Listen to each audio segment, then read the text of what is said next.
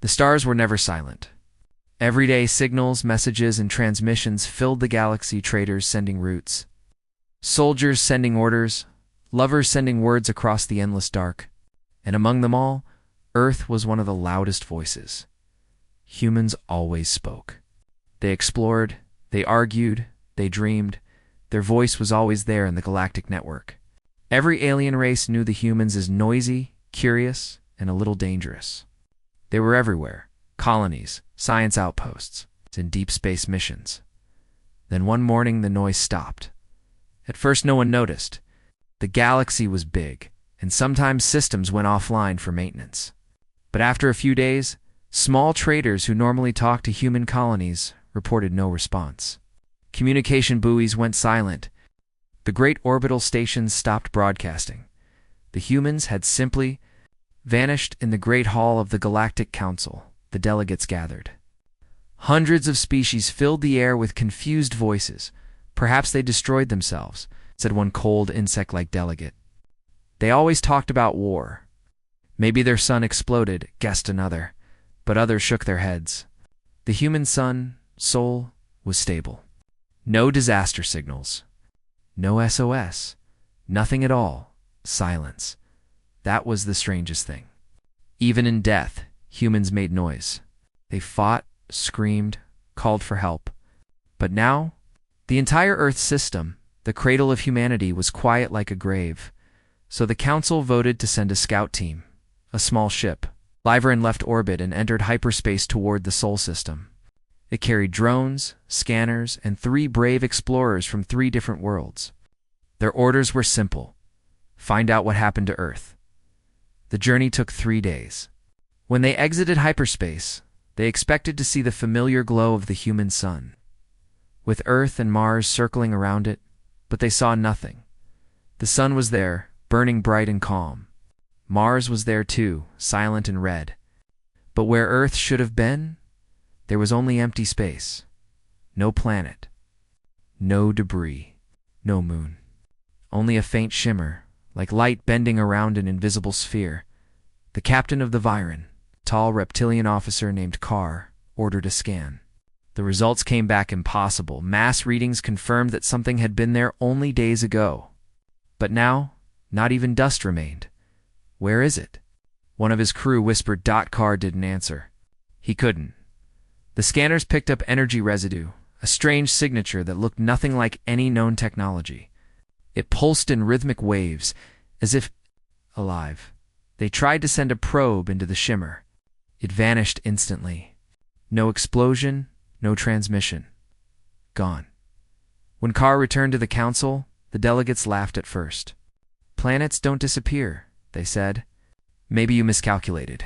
But Carr showed them the recordings, the scans, the images, the empty orbit. The laughter stopped. Within days, news spread across the galaxy. Every race that had ever traded, fought, or allied with humans sent their own scouts. None found a trace. Earth was gone. The Council grew nervous. If a planet could vanish, what did that mean for them? Could this happen again? Was it natural or something else? A meeting was called in secret chambers. Only the oldest and most powerful races attended. The theories were wild. Maybe they built a weapon, one said.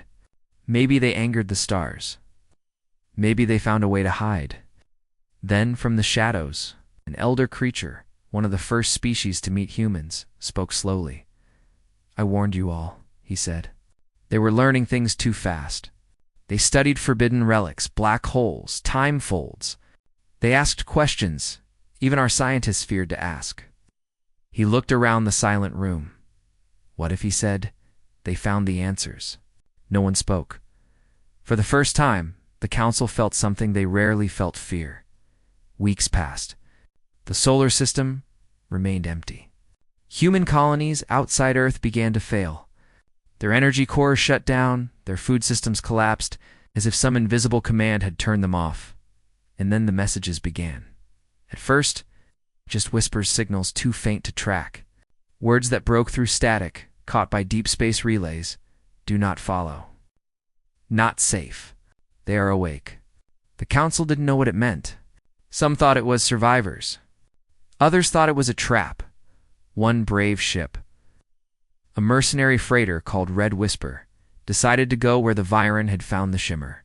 It never came back. All recordings ended mid-sentence with the pilot's last words. "I think I see it." It's static. After that, no one dared to go again. The silence around Earth grew larger, heavier, almost alive. Even nearby stars seemed dimmer. But one night, a strange thing happened. In the central data network of the Council, every terminal flickered once. Just once. A single sentence appeared across millions of screens written in the old Terran language. "We are not gone." And then, nothing. The screens went dark. The Council sat in silence. No one dared to speak. No one wanted to believe what they had just seen, because deep down, they all knew humans never stayed silent for long. And whatever had taken them, or wherever they had gone, they would return. And when they did, the galaxy would never be the same again. The galaxy could not rest. Every news channel, every military signal, every council broadcast carried the same question. Where is Earth? No one had an answer. Only theories.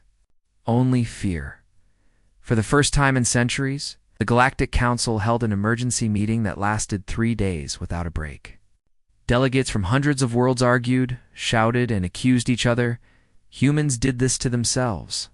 One shouted, "No," another answered. They built something. Something they shouldn't have. Or maybe, whispered a third, something took them. No one wanted to believe that. The idea that a whole planet could simply vanish was already impossible, but that something could make it happen was far worse. The Council's top scientists examined every piece of data from the Viren. The energy readings, the shimmer, the disappearance of the probe, all pointed to mass displacement on a level beyond known science. In simple words, Earth had moved, but where? The Council sent out new probes, this time unmanned and heavily shielded. All vanished the same way, gone without a trace. Only one left behind a fragment of data, a short burst of static that formed strange repeating patterns, almost like coordinates. But the coordinates led outside the mapped galaxy. The Council refused to believe it. The space beyond the galactic rim was chaos-filled, with radiation storms and gravitational anomalies. Nothing could survive there, not even light. And yet, the pattern appeared again, and again, and again, like a heartbeat. After weeks of silence, strange stories began spreading through the outer colonies. Cargo ships reported seeing ghostly shapes, drifting in deep space, dark silhouettes that moved against the stars. One freighter captain swore he saw a blue planet moving slowly through the void, surrounded by glowing rings of light. When his crew tried to approach, their ship systems failed one by one until they had to retreat. He sent a message to the Council. His words were shaky, frightened. "I saw it. I swear I saw it. It was Earth, but it was alive." The Council dismissed him as insane, but deep down, they weren't so sure. Soon after, colonies near the outer rim began reporting disturbances, magnetic storms, strange radio signals, and shadows in space that didn't match any object. Whole stations lost power for minutes at a time. When they came back online, their clocks were off by hours, sometimes days, and then the nightmares began.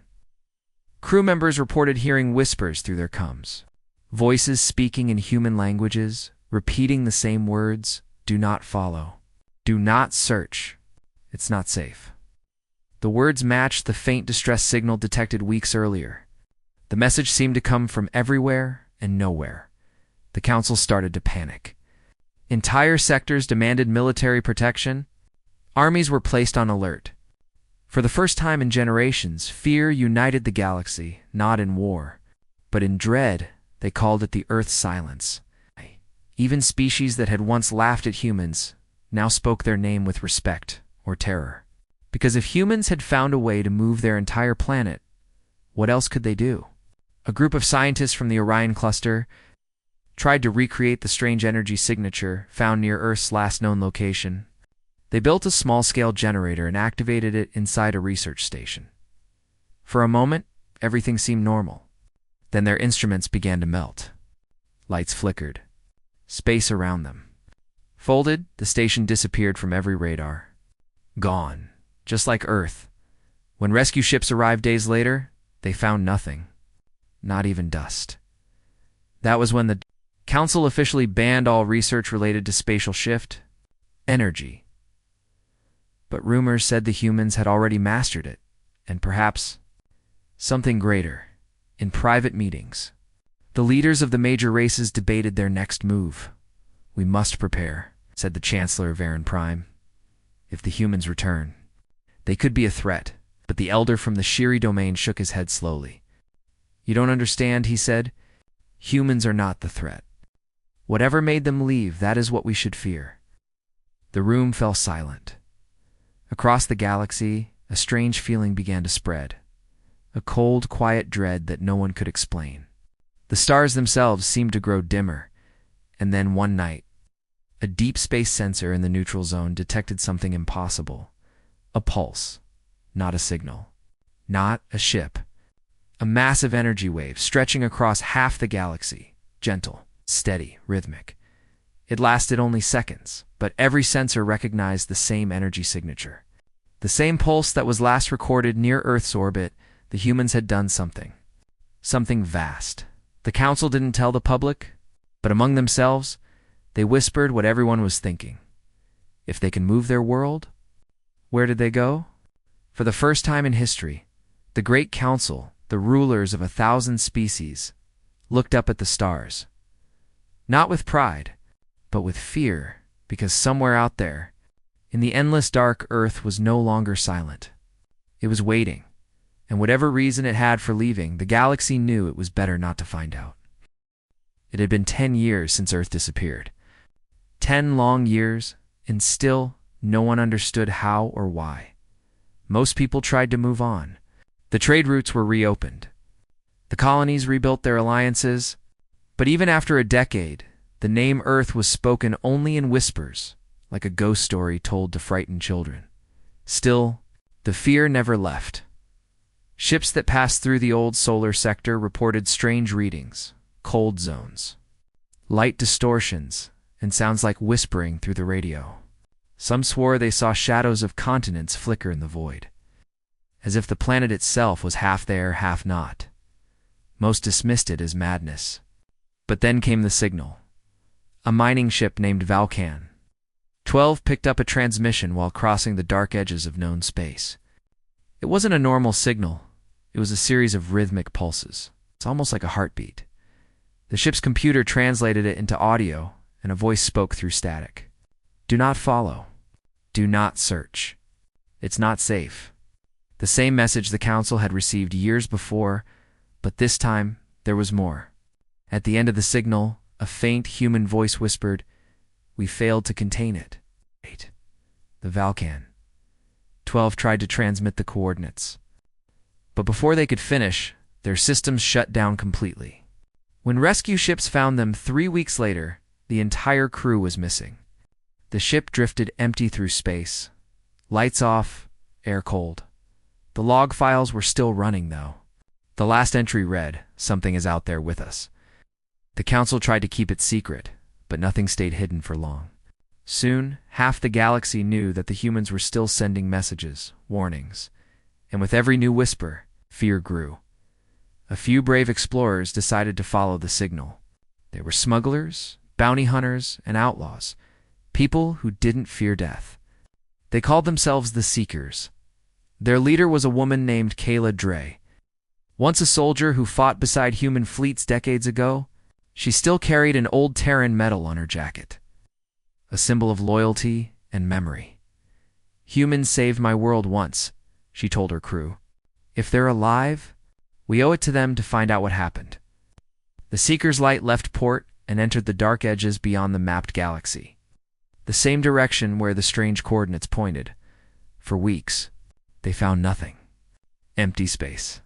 Silent stars. Then one night, they saw it. A small planet, blue and white, glowing faintly in the darkness. "It can't be," Kayla whispered. That's Earth, but it wasn't. As they approached, the scanners began to fail. The readings jumped wildly. The planet seemed to be there and not there at the same time. Mountains flickered like holograms. Clouds drifted in slow motion. Kayla ordered the ship to stop. Something's wrong, she said. Then they heard it, faint at first, then clearer. Voices, thousands of them. Human voices whispering through every channel. Go back. They're watching. We're not alone. The crew panicked. One tried to shut off the comms, but the whispers didn't stop. They were coming from inside the ship's speakers, from the engines, even from the walls. Suddenly, the planet began to move, slowly, like a living thing turning its gaze toward them. The entire ship shook. Lights flickered. The stars bent and twisted. Kayla shouted, "Full power. Pull us out."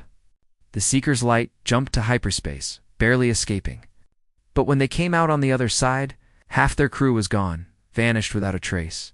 Kayla made it back to the council, her eyes hollow, her hands trembling. It wasn't Earth, she said quietly. It was something else. Something wearing Earth's skin. The council questioned her for days, but she said little else. Only one line was repeated in her final report. Earth didn't die. It changed. Soon after, Kayla vanished too. Her ship was found drifting near a dead moon, completely empty, just like the Valkan 12. The council grew desperate. They began tracking every ghost signal, every unexplained energy pulse. And they noticed something horrifying. All of them were moving in the same direction. Toward the center of the galaxy. Scientists calculated the trajectory, and the numbers didn't make sense. The energy signatures were massive, far beyond any known power source. It was as if an entire planet was traveling through hyperspace, unseen.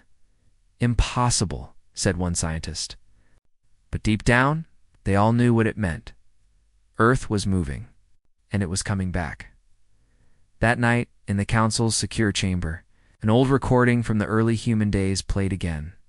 It was the voice of a Terran explorer, speaking during one of humanity's first meetings with alien life. We may be small, but we are never powerless. If the stars turn against us, we'll find a way to move them. The room fell silent. Outside the great windows, lightning storms flashed across the dark side of a gas giant. The galaxy seemed to hold its breath, because somewhere out there, beyond light and time, something vast and human was awakening. And soon, everyone would learn why Earth had left without a word. It began as a whisper, the same kind that had haunted the galaxy for years. But this time, it grew louder. Across thousands of star systems, comm stations began to blink with strange data bursts. Every ship, every relay, every listening post picked up the same pulse. At first, they thought it was static, until the pattern repeated. 3 short bursts. 3 long. 3 short again, but this was no ordinary distress signal. It carried a power wave so strong that it crashed entire communication grids. Civilian satellites burned out instantly. Military ships lost sensors. Even deep space beacons, powered by ancient reactors, went dark. And then, from the chaos, a voice spoke. This is Earth's command. To all Council worlds, stand by. Do not interfere. Do not respond. The voice was human, calm, cold, and impossibly old. The signal repeated twice, then ended with a deep frequency pulse that echoed across the stars. The pulse wasn't sound, it was energy. A shockwave that rolled through space and shut down half the galaxy's communication.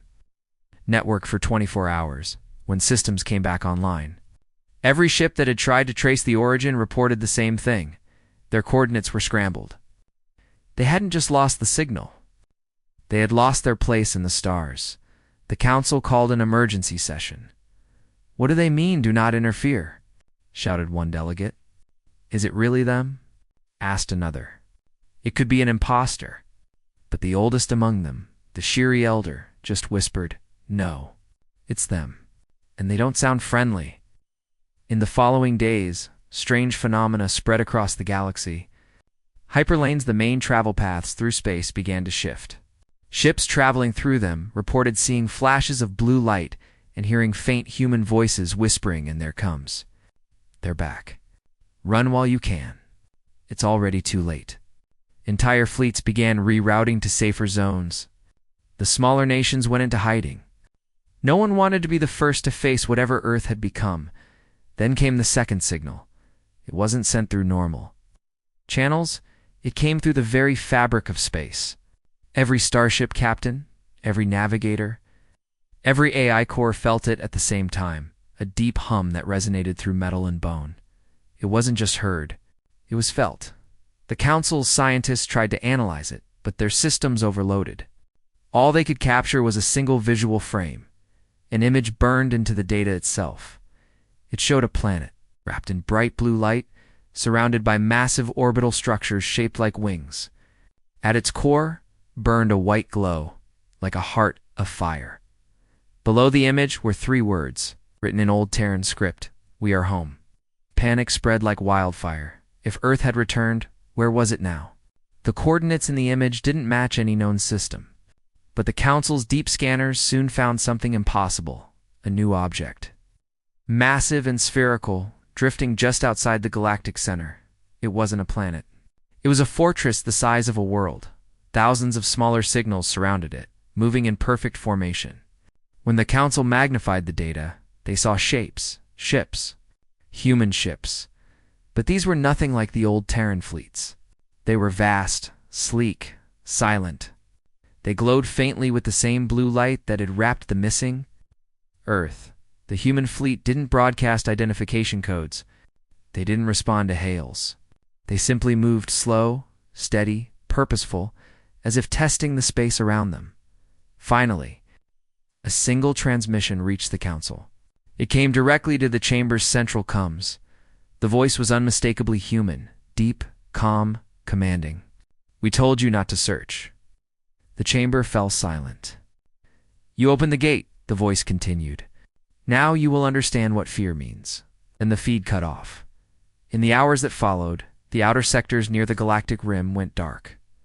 One by one, entire worlds stopped transmitting. Scout fleets sent to investigate never came back. A faint energy field, visible to sensors, began spreading outward from the human fleet. It didn't destroy. It didn't attack. It just absorbed light, sound. Silence followed wherever it passed. The Council tried to send diplomatic ships, but every one of them vanished before reaching the fleet. No wrecks, no signals, nothing.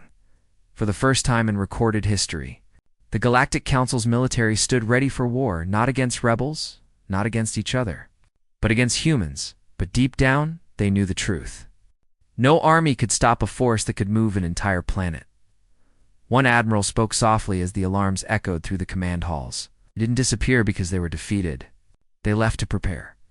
And somewhere, in the heart of the galaxy, a vast blue light pulsed again, slow, steady, alive. The same heartbeat the Valkan 12 had recorded years ago, the same rhythm that now spread across the stars. As if the galaxy itself had started breathing again. Thump, thump, thump. Earth had returned. And it was not the same world that left. The Council chamber had never been so quiet. No shouting, no arguments. No whispers of politics, only the sound of fear breathing through a 1,000 species. The human fleet had arrived. They didn't come in secret this time. The vast blue ships appeared in orbit around the Council's homeworld, Heskar Prime, without warning, without permission. One moment, the skies were clear. The next, a shadow covered the planet. The fleet didn't attack. They just waited. Each ship was enormous, kilometers long, with glowing lines that pulsed like living veins. The hulls were made of a material no scanner could read, smooth like glass, dark as space. At their center floated something that made every scientist tremble, a fragment of a planet surrounded by energy rings. Pulsing with light, it looked like a piece of Earth. The Council immediately sent messages, begging for communication. This time, they received an answer. A single beam of light shot down from the largest ship and formed a holographic figure in the center of the Council hall. It was a human, tall, calm, wearing a suit of dark armor that shimmered like starlight. His eyes glowed faint blue, and when he spoke, his voice carried a weight that silenced even the loudest species. "We warned you," he said. "You opened the gate." The delegates looked at each other in confusion. "What gate?" the Chancellor demanded. "We did nothing." The human tilted his head slightly, almost disappointed. "You searched for what you were not meant to find. You reached into the dark between stars. Now it watches you, because you called to it." Murmurs filled the hall. Some delegates shouted denials. Others began to panic. The human continued. "When Earth left, we left to protect you, all of you. We found something beyond your understanding. Something that should never wake. We tried to contain it." He paused. The light around his form flickered, but you kept digging. You built gates to the outer void. You thought you could control it. And now, the hologram turned to look out the great windows of the council hall. Now it's coming. Ow. The council's leader, a towering insectoid named Vesk, slammed his claw on the table. "You expect us to believe this? You vanish for decades, return with warships, and tell us ghost stories." The human's eyes glowed brighter. For a moment, every light in the chamber dimmed. Then he said softly, "Look at your skies." Outside, the stars began to flicker. A strange darkness was spreading across the edges of the system. Not like night, not like shadow. It was empty. A hole where even light refused to exist. Ships sent to investigate vanished as soon as they entered it. No explosion. No trace. Just gone. Panic swept the chamber. Delegates shouted, some demanded evacuation. Others begged the humans for help. The human commander raised his hand and the noise stopped instantly. "You have one choice," he said. "Stand with us, or fall with them." The council leader hesitated. "Who is them?" The human looked directly at him. "The things that were never meant to see this galaxy." Silence. He stepped closer, his hologram flickering with static. "We call them the Eclipsed. They are not life as you know it.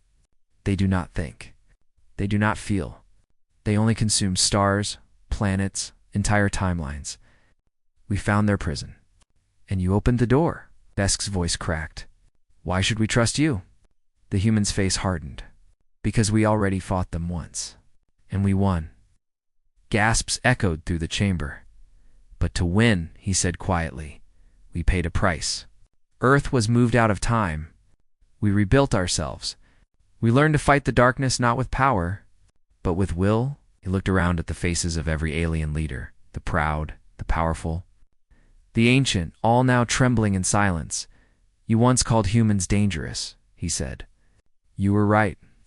We are. But we are also your only chance." For a moment, no one spoke. Then slowly, the council leader lowered his head. "What? What do you need?" The human's hologram flickered again, and for the first time, there was something almost human in his tone. "Sorrow. Everything," he said. "Your fleets, your worlds, your courage. The eclipse will not stop until the galaxy itself is gone. And when they arrive, there will be no second chance." He looked up once more. Earth returned not for vengeance, but for war. And then the hologram vanished. The council sat in silence. The delegates looked to the great windows, where the darkness continued to spread like ink across the stars. The galaxy was changing. The old balance was gone, and as the hum of the human ships filled the skies of Heskar Prime, every living being knew one truth: the humans had become something else. Something the galaxy once feared. Something it now desperately needed. The darkness spread faster than anyone could imagine. Within weeks, whole star systems vanished.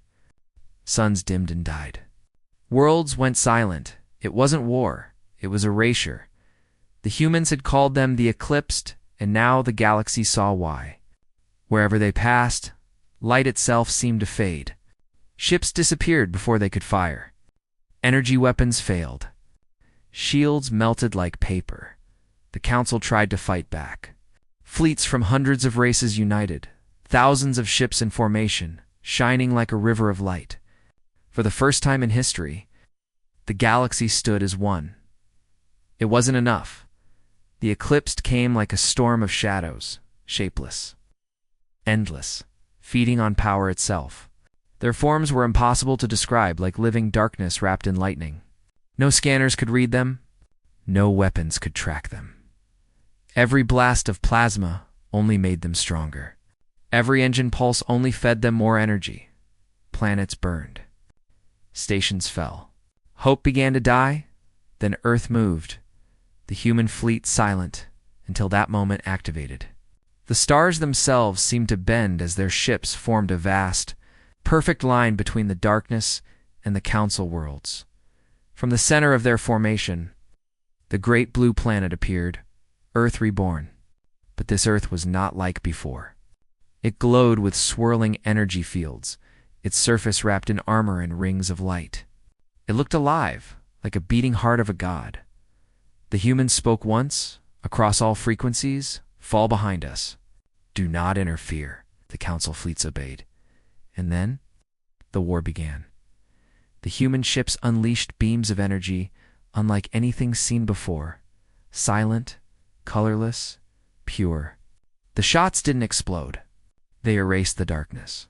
Each beam cut through space like lightning from another universe. The eclipsed screamed. The sound wasn't sound at all. It was the bending of reality, the tearing of existence itself. But for the first time, they fell back. The council watched in awe. The humans fought like no army ever had. Their ships moved in perfect harmony, guided not by commands, but by something deeper instinct. As if every human mind was connected. "They're fighting as one," whispered the council leader, and it was true. Every ship, every soldier, every machine moved together, billions of voices. One will. This was no longer humanity as the galaxy had known it. This was the ascended Earth. The eclipse struck back with raw chaos, waves of shadow swallowing light, tearing stars apart. But the humans countered with light so bright it burned through the void. Their main ship, Saul's Wrath, opened a gate above Earth. From it poured a blinding sphere of energy that pulsed like a second sun. The wave hit the enemy and shattered the front lines. For a moment, the galaxy saw something it had never seen before, the eclipsed. Retreating, but the victory was not clean. Each blast drained the humans' energy. Their ships flickered. Their engines dimmed. Every time they destroyed an enemy wave, part of their own light faded. The council begged to help, but the humans refused. "You cannot face them," their commander said. "They feed on fear. They hear your minds." Still the council watched and prayed. The battle lasted for days, days that felt like centuries. Whole clusters were consumed by light and darkness. Some council ships couldn't take it and fled into hyperspace, their crews broken by the visions they saw through the void. And then, at the height of the war, Earth itself began to change.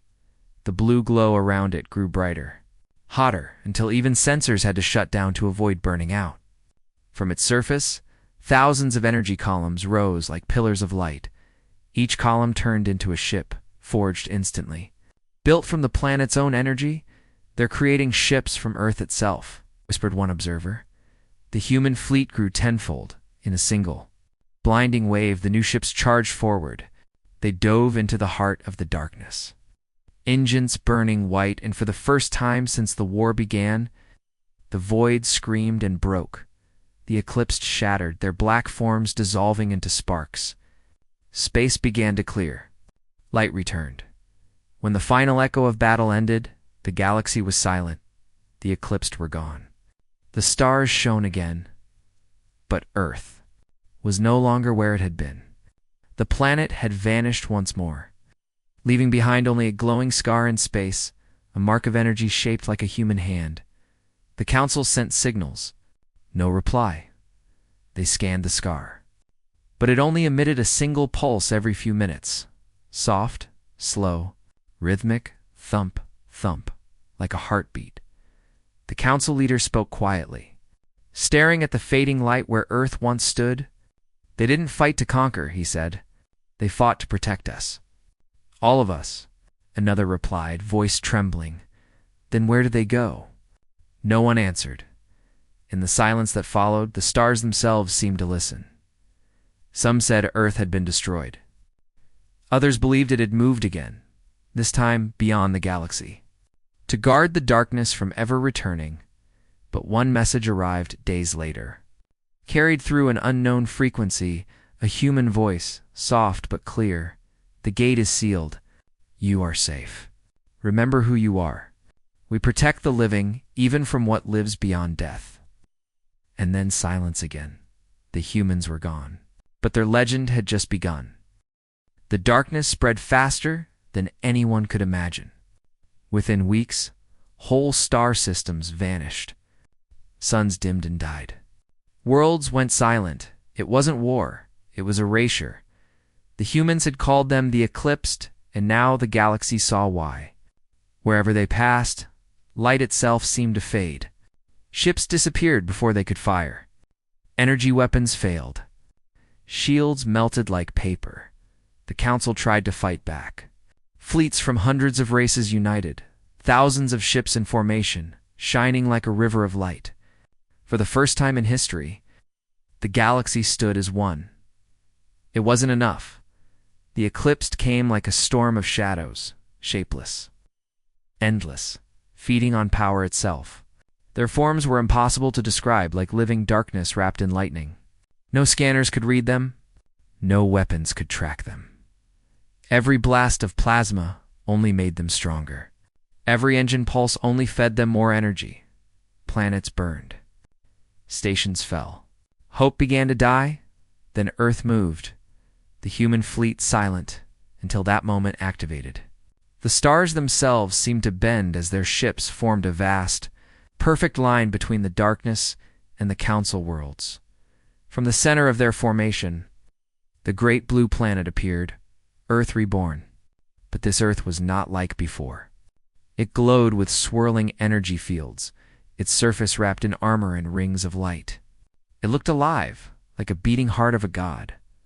The humans spoke once, across all frequencies, fall behind us. Do not interfere. The Council fleets obeyed. And then, the war began. The human ships unleashed beams of energy unlike anything seen before. Silent, colorless, pure. The shots didn't explode. They erased the darkness. Each beam cut through space like lightning from another universe. The eclipsed screamed. The sound wasn't sound at all. It was the bending of reality, the tearing of existence itself. But for the first time, they fell back. The Council watched in awe. The humans fought like no army ever had. Their ships moved in perfect harmony, guided not by commands, but by something deeper instinct. As if every human mind was connected. They're fighting as one, whispered the Council leader, and it was true. Every ship, every soldier, every machine moved together, billions of voices. One will, this was no longer humanity as the galaxy had known it. This was the ascended Earth. The eclipse struck back with raw chaos, waves of shadow swallowing light, tearing stars apart. But the humans countered with light so bright it burned through the void. Their main ship, Saul's Wrath, opened a gate above Earth. From it poured a blinding sphere of energy that pulsed like a second sun. The wave hit the enemy and shattered the front lines. For a moment, the galaxy saw something it had never seen before, the eclipsed. Retreating, but the victory was not clean. Each blast drained the humans' energy. Their ships flickered. Their engines dimmed. Every time they destroyed an enemy wave, part of their own light faded. The Council begged to help, but the humans refused. You cannot face them, their commander said. They feed on fear. They hear your minds. Still the Council watched and prayed. The battle lasted for days, days that felt like centuries. Whole clusters were consumed by light and darkness. Some Council ships couldn't take it and fled into hyperspace, their crews broken by the visions they saw through the void. And then, at the height of the war, Earth itself began to change. The blue glow around it grew brighter, hotter, until even sensors had to shut down to avoid burning out. From its surface, thousands of energy columns rose like pillars of light. Each column turned into a ship, forged instantly. Built from the planet's own energy, "They're creating ships from Earth itself," whispered one observer. The human fleet grew tenfold in a single blinding wave. The new ships charged forward. They dove into the heart of the darkness, engines burning white, and for the first time since the war began, the void screamed and broke. The eclipsed shattered, their black forms dissolving into sparks. Space began to clear. Light returned. When the final echo of battle ended, the galaxy was silent. The eclipsed were gone. The stars shone again, but Earth was no longer where it had been. The planet had vanished once more, leaving behind only a glowing scar in space, a mark of energy shaped like a human hand. The council sent signals. No reply. They scanned the scar, but it only emitted a single pulse every few minutes. Soft, slow, rhythmic, thump, thump, like a heartbeat. The council leader spoke quietly, staring at the fading light where Earth once stood. "They didn't fight to conquer," he said. "They fought to protect us." "All of us," another replied, voice trembling. "Then where did they go?" No one answered. In the silence that followed, the stars themselves seemed to listen. Some said Earth had been destroyed. Others believed it had moved again, this time beyond the galaxy, to guard the darkness from ever returning. But one message arrived days later. Carried through an unknown frequency, a human voice, soft but clear. "The gate is sealed. You are safe. Remember who you are. We protect the living, even from what lives beyond death." And then silence again. The humans were gone. But their legend had just begun.